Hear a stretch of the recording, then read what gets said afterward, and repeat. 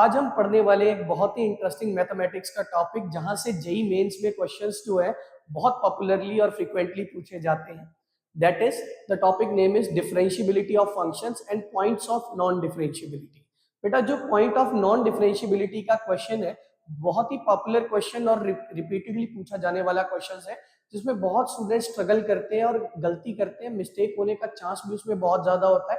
तो आज मैं एक बहुत ही रिलायबल और इफेक्टिव वे आपको सिखाने वाला हूं, जिसमें अपन ये जानेंगे कि ऐसे कॉम्प्लिकेटेड क्वेश्चंस को कैसे हैंडल करें।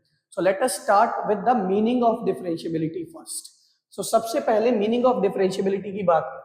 What do we mean by differentiability of a function? So differentiability, so suppose we have a function f of x, suppose we have a function f of x be a function, then f of x is said to be differentiable, is said to be differentiable at a point x equals to a if and only if the left hand derivative of f at a will be equal to the right hand derivative at f x equals to a, which further should be equals to the finite quantity. Something finite will be these two and these two should be equal, but ये दोनों बेटा होते क्या है उसके बारे में जान लेते हैं।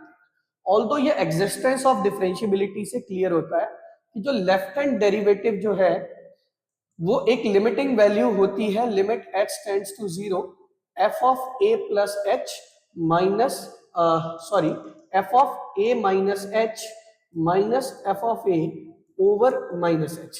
So this limiting value is the value of the left hand derivative of the function at x equals to, ये वाला जो पार्ट है इसे अपन लेफ्ट हैंड डेरिवेटिव बोलते हैं।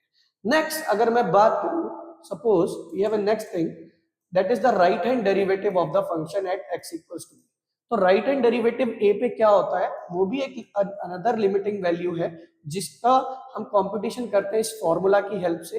Late limit of f of a plus h minus f of a over h when h tends to 0. So बेटा अगर ये दोनों ही फाइनाइट आ रही है, ये वाली लिमिट भी फाइनाइट आ रही है और ये वाली लिमिट भी फाइनाइट आ रही है और दोनों इक्वल हो, दोनों क्या हो, इक्वल हो, तो हम बोलते हैं कि function x equals to a पे एक डिफरेंशियबल फंक्शन होता है। तो ये बेसिक डेफिनेशन है और इससे हम किसी पॉइंट पे फंक्शन की डिफरेंशियबिलिटी की एग्जिस्टेंस को पता करते हैं। So let us proceed to the next thing. Sir when do we say, हम कब बोलेंगे when do we say that function is non differentiable at x equals to a?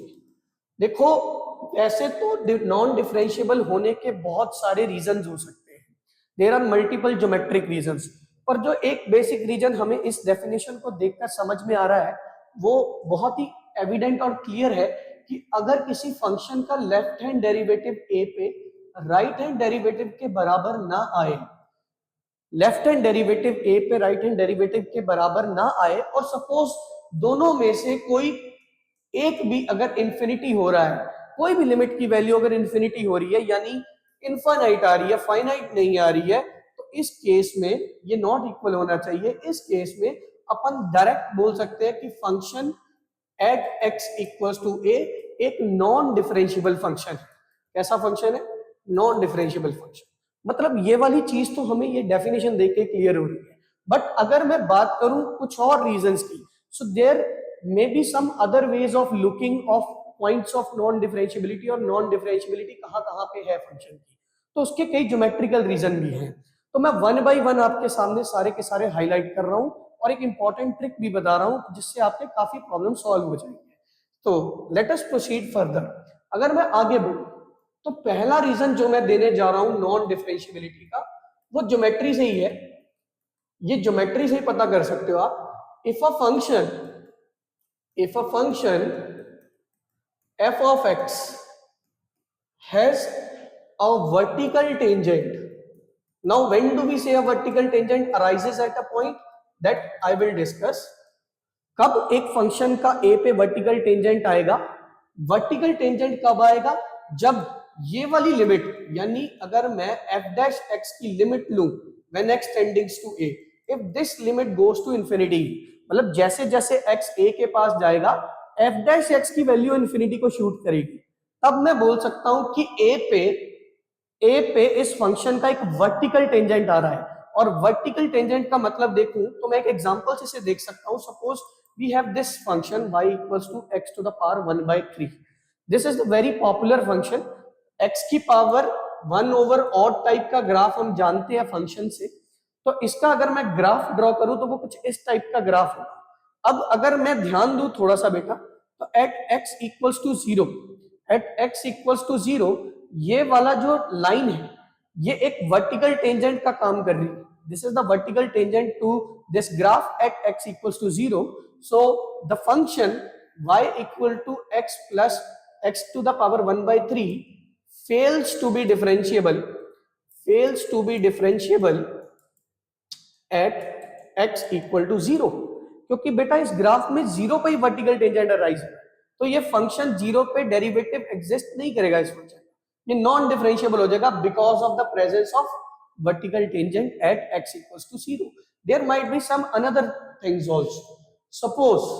Suppose we have left hand derivative at a point it does not equals to the right hand derivative at a point, but provided they both are finite, provided जो L F dash ए है यानी left derivative ए पे जो मेरा है वो भी कुछ फाइनाइट आ रहा है, और जो राइट हैंड डेरिवेटिव ए पे मेरा है वो भी कुछ फाइनाइट क्वांटिटी आ रही है, बट ये दोनों की जो फाइनाइट वैल्यू आ रही है ना बेटा वो बराबर नहीं है। इस केस में मैं क्या कहूंगा, मैं क्या कहूंगा कि at x equals to a there is a corner. अब भैया इसका जीता जाता एग्जांपल हमारे पास होता है।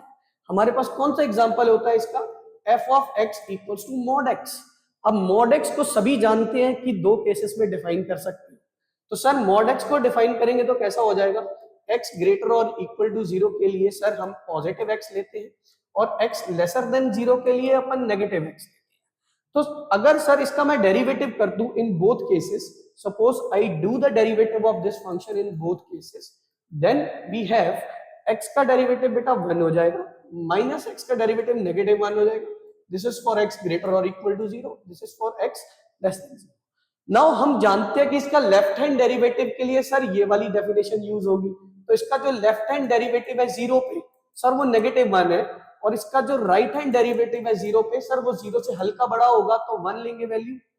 इसका मतलब दोनों फाइनाइट आए, लेफ्ट डेरिवेटिव भी फाइनाइट आया, राइट डेरिवेटिव भी फाइनाइट आया, पर सर वो दोनों बराबर नहीं है। तो दोनों बराबर ना होने का मतलब ये होता है कि फंक्शन 0 पे नॉट डिफरेंशिएबल है।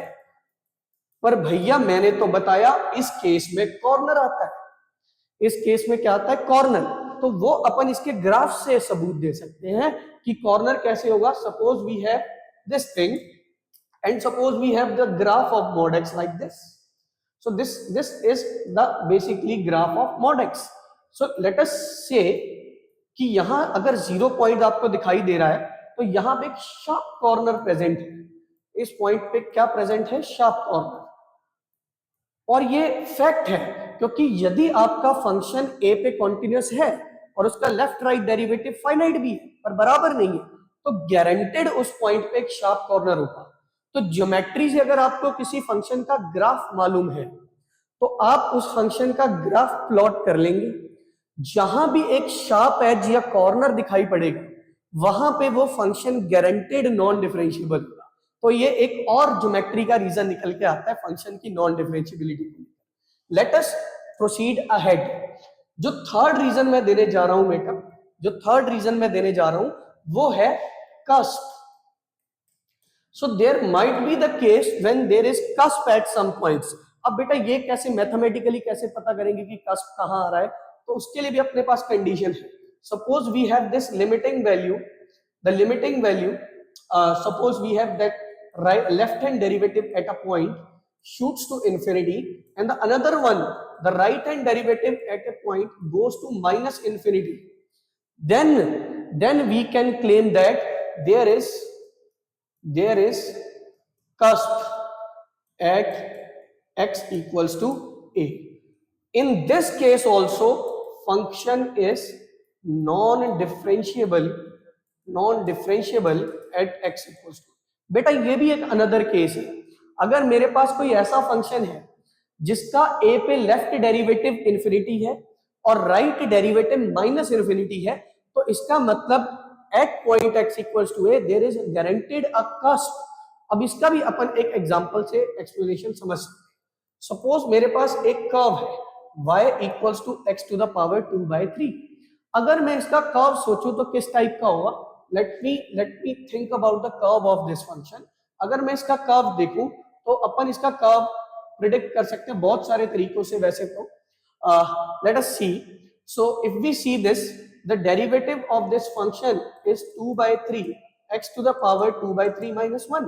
The derivative of this function comes out to be 2/3 x to the power minus 1/3। अगर मैं सर x इक्वल टू 0 से हल्का छोटा होता हूं तो ये जो मेरी वैल्यू है, ये डेरिवेटिव की वैल्यू नेगेटिव आई, इसका मतलब ये फंक्शन यहां तक डिक्रीजिंग फंक्शन होगा।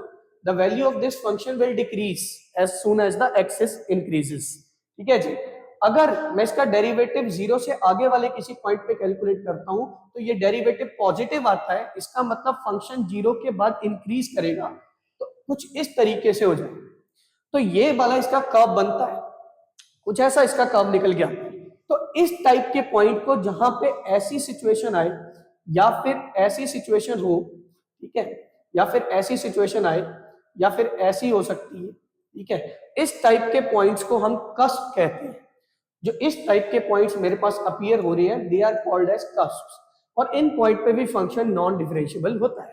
तो होपफुली आपको ये क्लियर है। और एक और रीजन मालूम पड़ गया होगा कि फंक्शन को ज्योमेट्री से कैसे देखें। अगर कस्प आ रहा होगा तो फंक्शन ए पे नॉन डिफरेंशिएबल होगा ही। तो अब आते हैं भाई फर्दर रीजंस पे। तो अभी तक अपन ने पढ़ा कि वर्टिकल टेंजेंट हो, शार्प कॉर्नर हो, कस्प हो, तो अपन ये क्लेम कर सकते हैं सीधा सीधा कि फंक्शन नॉन डिफरेंशिएबल है। बट caution is there कि शार्प एज या फिर corner, cusp, oblique vertical tangent, अगर ऐसा हो तो फंक्शन नॉन डिफरेंशिएबल होता है। लेकिन बट सर नॉन डिफरेंशिएबल होने का मतलब कतई शार्प कॉर्नर नहीं है, कतई ही शार्प कॉर्नर नहीं है, ना ही कॉर्नर है, ना ही कस्प है, और ना ही वर्टिकल टेंजेंट है। बेटा ऐसा जरूरी नहीं है कि फंक्शन किसी पॉइंट पे नॉन डिफरेंशिएबल है और वहां पे शार्प कॉर्नर आए। ऐसा जरूरी नहीं है कि फंक्शन किसी पॉइंट पे नॉन डिफरेंशिएबल है, वहां कस्प आए या वर्टिकल टेंजेंट आए। ऐसा क्यों? क्योंकि there might be certain function which may be discontinuous at a point. हमने ऐसे भी फंक्शंस पढ़े हैं जो कहीं कहीं डिसकंटीन्यूअस हो जाते हैं। सपोज मेरे पास ऐसा फंक्शन है, ऐसा फंक्शन है, बेटा ये किसी पॉइंट पे जाके ये डिसकंटीन्यूअस हो रहा है। अगर मैं इस पॉइंट की बात करूं एट एक्स इक्वल्स टू, ये फंक्शन इस पॉइंट पे इसकी कंटिन्यूटी ब्रेक हो रही है और ये फंक्शन डिसकंटीन्यूअस हो रहा है। तो डिसकंटिन्यूटी आने की वजह से ये पॉइंट नॉन डिफरेंशिएबल भी है, क्योंकि अपन जानते हैं एक बहुत इंपॉर्टेंट रूल कि differentiable imply continuous but not continuous imply not differentiable. So this is a general rule which you can remember, that P implies Q but not Q implies not P, correct? तो not continuous का मतलब not differentiable होता है। तो इस point पे function not continuous है, इसका मतलब not differentiable है। तो इसका मतलब और भी रीजन हो सकते हैं नॉन डिफरेंशिएबिलिटी के, लेकिन नॉन डिफरेंशिएबल होना कतई ये इंप्लाई नहीं करता। पर इनमें से कुछ है तो पक्का फंक्शन उन पॉइंट्स पे नॉन डिफरेंशिएबल होगा। तो ये बात आप याद रखिएगा। अब चर्चा कर लेते हैं कि सर क्वेश्चंस कैसे रेज होते हैं और उनको हैंडल कैसे करें। सबसे पहला जो मैं एग्जांपल डिस्कस करने वाला हूं, that is example number 1। Suppose we no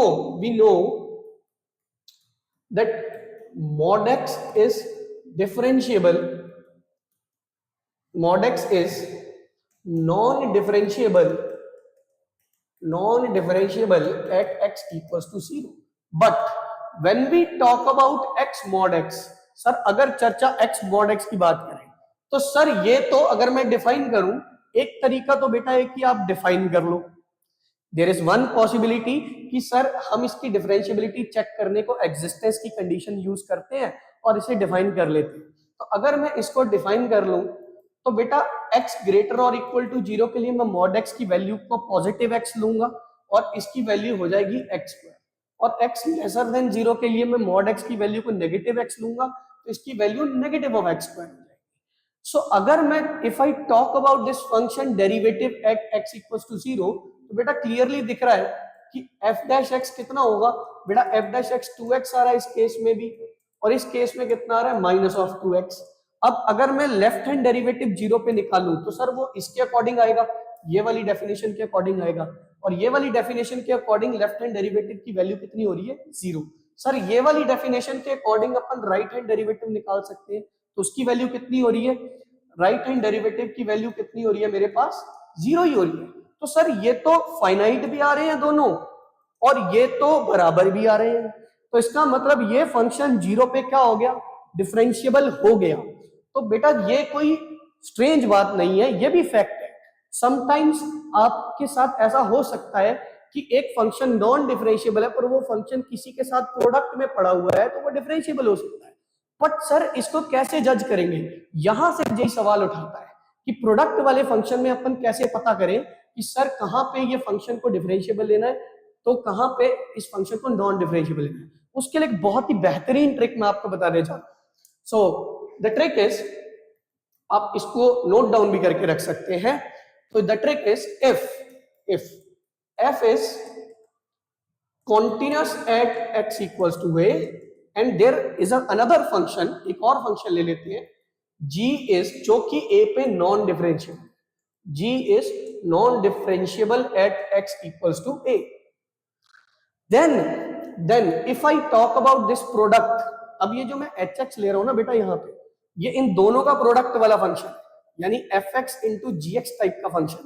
तो बेटा अगर मैं a पे बात करूं तो a पे बेटा fx को मैंने कॉन्टिन्यूस लिया है और a पे gx जो है मेरा वो नॉन डिफरेंशिएबल है. gx क्या है मेरा a पे non differentiable. So if I see this thing and this thing, how can we claim that कि सर जो दोनों का प्रोडक्ट वाला फंक्शन है वो a पे डिफरेंशिएबल होगा या नहीं होगा, उसकी चर्चा करने जा रहा हूं.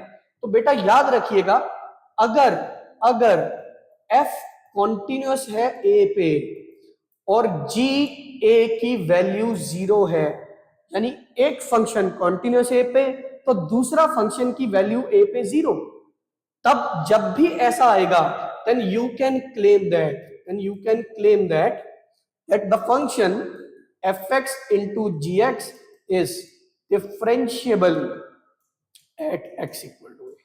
तो बेटा यदि आपको दो फंक्शंस का प्रोडक्ट गिवन है और a पे एक की वैल्यू 0 हो रही है और एक की वैल्यू a पे कॉन्टिन्यूस है, एक फंक्शन कॉन्टिन्यूस है एक नॉन डिफरेंशिएबल है a पे, लेकिन साथ वाला जो फंक्शन है जो प्रोडक्ट में पड़ा हुआ है उसकी वैल्यू 0 हो रही है किसी उसी पॉइंट पे, तो आपका ये पता होना चाहिए कि इस फंक्शन की कोई कंट्रीब्यूशन नहीं है इस फंक्शन को नॉन डिफरेंशिएबल करने में, ये फंक्शन a पे डिफरेंशिएबल ही होगा. और थोड़ा सा क्लैरिफाई करते हैं थोड़े बहुत एग्जांपल्स लेकर. अब भैया उसके लिए थोड़ा ये भी याद रख ले कि जैसे मॉडुलस ऑफ fx टाइप का अगर आपके पास फंक्शन आए तो बेटा जहां जहां fx 0 हो रहा होगा, मतलब those x at which fx is becoming 0, there this function should be non differentiable. ये नॉन डिफरेंशिएबल होता है. तो एक चर्चा ले लेते हैं. Suppose we have a function, I am generating one example and trying to see this. Suppose the function is this, x plus 2 times mod of x plus 2. तो ऐसे फंक्शन और भी, ये पूरी फैमिली है, ये ऐसी फैमिलीज और भी बनाता है जेईई मेंस के क्वेश्चन में. तो आपको पता है कि यार ये जो x plus 2 है ये एक -2 पे कॉन्टिन्यूस है, -2 पे क्या है कॉन्टिन्यूस, और ये वाला जो फंक्शन है अगर मैं इसको gx बोल दूं सर, इसकी जो वैल्यू है -2 पे वो 0 आ रही है। मतलब ये देखो ये कॉन्टिन्यूस फंक्शन है, ये वाला -2 पे वैल्यू 0 दे रहा है। सॉरी, इसको ले लेते हैं, है ना, उल्टा चलते हैं एक बार।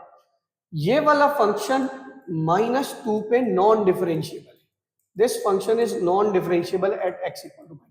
बेटा अभी बताया फंक्शन मॉडुलस वाला नॉन डिफरेंशिएबल होता है -2 पे। क्यों -2 पे नॉन डिफरेंशिएबल है? क्योंकि वहां पे fx 0 हो रहा है, और ये वाला function at x equals to -2 पे कॉन्टिन्यूस फंक्शन है। तो मैंने अभी ये रिजल्ट में क्या बताया कि जो फिर प्रोडक्ट होगा ना बेटा, ये प्रोडक्ट होगा जो this product, this is differentiable, this is differentiable at x equal to -2। तो भैया सोचने की ही बात नहीं है, ये -2 पे डिफरेंशिएबल है। पर यदि फंक्शन ऐसा अराइज हो जाए, यदि फंक्शन ऐसा अराइज हो जाए, this is x plus 3 times modulus of x plus 2, अगर फंक्शन ऐसा अराइज हो जाए तो बेटा अब भी ये फंक्शन नॉन डिफरेंशिएबल है, अब भी ये फंक्शन -2 पे नॉन डिफरेंशिएबल है। और अगर मैं -2 पे इसकी वैल्यू देखूं इस वाले फंक्शन की, तो 3 - 2 यानी 1 आ रही है, जो कि 0 के बराबर नहीं आ रही। तो पक्का आप ये क्लेम करोगे then this fx function is non differentiable, this fx function is non differentiable at x equals to -2। तो इस वाले पार्ट का बेटा पूरा कंट्रीब्यूशन होता है, पूरा कंट्रीब्यूशन होता है फंक्शन को नॉन डिफरेंशिएबल करने में। इस केस में क्योंकि इसकी वैल्यू 0 हो रही है, ये नॉन डिफरेंशिएबल था, ये 0 हो रही है, तो मैंने क्लेम किया कि ये डिफरेंशिएबल है -2। सो होपफुली ये ट्रिक आपको क्लियर होगी। So on the basis of this let me pick a few questions on this. इस पे हम थोड़े बहुत क्वेश्चंस ले लेते हैं जो कि जेई पॉइंट ऑफ व्यू से काफी इंपॉर्टेंट है। Let me take one question as mod x times sin x, mod x times sin x and mod of x minus 2 times signum of x minus 2 और plus modulus of x minus 3। आपको पूछेगा बेटा इस तरीके के function के points of non differentiability. अब इसको वन बाय वन डिस्कस कर लेते हैं। पॉइंट्स ऑफ नॉन डिफरेंशिएबिलिटी आपसे जेई मेंस के पेपर में पूछेगा, और ऐसे क्वेश्चन जेई में बहुत पॉपुलर है, अजीब से दिखते हैं और बच्चे इनको देखकर मतलब घबरा जाते हैं कि पता नहीं इसमें क्या होना होगा, जबकि आप इसे बहुत ही कम टाइम में इफेक्टिव वे से सॉल्व कर सकते हैं। तो बेटा अगर मैं ध्यान दूं तो ये modulus of x is non differentiable at x equal to 0। भैया ये मॉड एक्स की वैल्यू, ये मॉड एक्स जो भी फंक्शन है ये 0 पे नॉन डिफरेंशिएबल है। लेकिन अगर साथ में जो फंक्शन पड़ा है, मैंने बताया अगर साथ में जो फंक्शन पड़ा है वो 0 हो रहा है उसी पॉइंट पे, तो ये पूरे फंक्शन का जो प्रोडक्ट है वो डिफरेंशिएबल हो जाएगा 0 पे। तो बात करते देखते हैं यार, at x equal to 0 sine 0 की वैल्यू कितनी होती है भैया? 0 होती है। कितनी होती है? 0। तो इसका मतलब सर 0 पे ये प्रोडक्ट क्या होना चाहिए? Non differentiable. अच्छा एक ही डाउटफुल पॉइंट था 0, जहां पे मॉड एक्स नॉन डिफरेंशिएबल है, वहां पे डिफरेंशिएबल हो गया। तो इसका मतलब यहां से इस mod x into sine x वाले पार्ट से कोई पॉइंट नहीं आया, इससे कोई पॉइंट नहीं मिला नॉन डिफरेंशिएबिलिटी का। मतलब this function is differentiable function. ये कैसा फंक्शन है? Differentiable function. तो इसका मतलब यहां से 0 पॉइंट। अब भैया इसकी चर्चा कर रहे थे, क्या इस पे वो ट्रिक काम करेगी? थोड़ा सा सोच के देखिए। ये जो सिग्नम ऑफ x माइनस 2 है, सिग्नम ऑफ x माइनस 2 है, इसकी कॉन्टिन्यूटी टूटेगी, है ना? 2 पे ये नॉट कॉन्टिन्यूस है, ये नॉन डिफरेंशिएबल है 2 पे। बट अगर मैं बात करूं ये साथ वाला function mod x minus 2 is non differentiable at x equal to 2। ये नॉन डिफरेंशिएबल फंक्शन है 2 पे। और ये वाला जो फंक्शन है, यानी अगर मैं इसकी वैल्यू निकालूं तो ये आएगी सिग्नम ऑफ 2 माइनस 2। बेटा this will be signum of 0 and this is defined to be 0। ये फंक्शन जो है वो 0 डिफाइन कर रहा है, तो इसका मतलब ये वाला फंक्शन नॉन डिफरेंशिएबल है। ये वाला फंक्शन 2 पे 0 वैल्यू दे रहा है। तो दिमाग ये काम कर रहा है सर कि यहां पे वही ट्रिक से लॉजिक लगाएंगे तो हमें पता लग जाएगा कि इसका ये तो डिफरेंशिएबल फंक्शन है, 0 पॉइंट्स ऑफ नॉन डिफरेंशिएबिलिटी। बेटा यहीं पे मिस्टेक हो जाती है, ध्यान दो। तो मैंने इस ट्रिक में स्पेशली मेंशन किया है, इस ट्रिक में स्पेशली मेंशन किया है कि फंक्शन ए पे कॉन्टिन्यूअस होना चाहिए। तो अगर मैं बात करूं सिग्नम फंक्शन की, अगर मैं बात करूं signum of x minus to की, तो ये वाला फंक्शन बेटा डिफरेंशिएबल 2 पे नहीं, ये वाला फंक्शन 2 पे कॉन्टिन्यूअस नहीं है। तो इसका मतलब मैं इसको ऐसे जस्टिफाई नहीं कर सकता, इसका मतलब मुझे डिफरेंट डिफरेंट केसेस के लिए इसको डिफाइन करके इसका लेफ्ट डेरिवेटिव और राइट डेरिवेटिव देखना पड़ेगा, ठीक है। तो आपको इस ट्रिक को लगाना है पर विद केयर अप्लाई करना है, तो आप ऐसे ही मत लगाए ब्लाइंडली। सो अगर मैं इस फंक्शन की चर्चा करूं, mod x minus two into signum of x minus to, बेटा अब इसके डिफरेंट डिफरेंट केसेस हो सकते हैं। बेटा अगर तो x इक्वल्स टू 2 है तो आपको पता है कि सिग्नम ऑफ 0 0 हो जाएगा, ये सिग्नम ऑफ 0 0 हो जाएगा, तो ये प्रोडक्ट करके ये फंक्शन 0 है।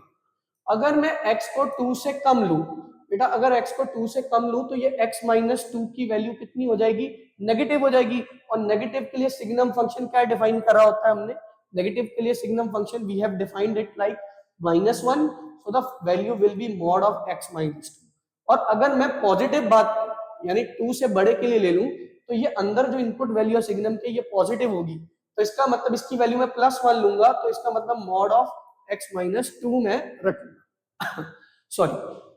अब बेटा ये वाला जो मॉड x माइनस टू वाला फंक्शन है इसको मैं फर्दर डिफाइन कर सकता हूँ, इसको मैं फर्दर डिफाइन कर सकता हूँ। ध्यान दे तो बेटा इसमें x लेस देन 2 है, x लेस देन 2 का मतलब ये होता है कि ये वाली वैल्यू जो मॉड के अंदर है वो नेगेटिव वैल्यू आएगी। कैसी वैल्यू आएगी, नेगेटिव। तो अगर x 2 से कम है तो अपन मॉड x माइनस टू को क्या लिखेंगे, अपन इसको minus of x minus to लिखेंगे बाय डेफिनेशन ऑफ मॉडुलस। अगर मैं बात करूं x 2 से बड़ा हो तो अपन मॉड x माइनस टू को x माइनस टू पॉजिटिव ही रखेंगे, है ना। तो उस हिसाब से ये फंक्शन फर्दर क्या बन जाएगा, this is 0 for x equals to 2 and now I will take it like negative, so this function will be negative of negative x minus 2, negative of negative x minus 2, so the function will be this minus of आया था मेरे पास और ये negative of negative x minus to हो जाएगा less than 2 के लिए, और 2 से बड़े के लिए अपन इसे x माइनस टू लिखेंगे। तो इसका मतलब ये लेस देन 2 के लिए हो गया, ये 2 से बड़े के लिए है ना, दिस इज 2 से बड़े के लिए। सो भैया अगर हम देखें तो ये फंक्शन मेरे पास बन रहा है 0 for x equal to 2, x minus 2 for x less than 2 और x minus 2 for x greater than 2। मतलब apart from 2 this is defined to be 0 and this left hand derivative at 2 is what, वो देख लेते हैं अपन कि ये function क्या है 2 पे।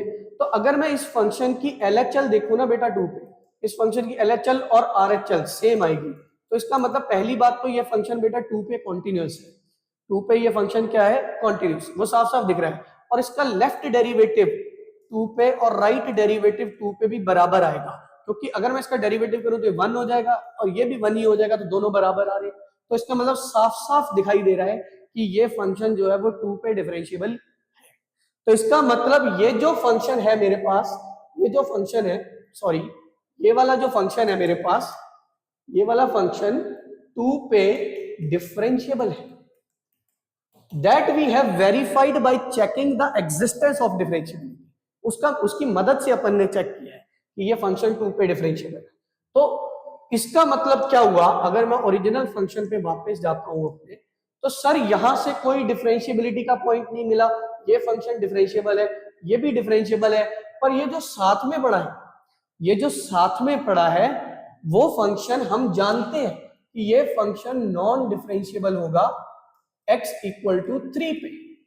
तो इसका मतलब एक ही पॉइंट मिलेगा नॉन डिफरेंशिएबिलिटी का, वो x इक्वल टू 3 होगा।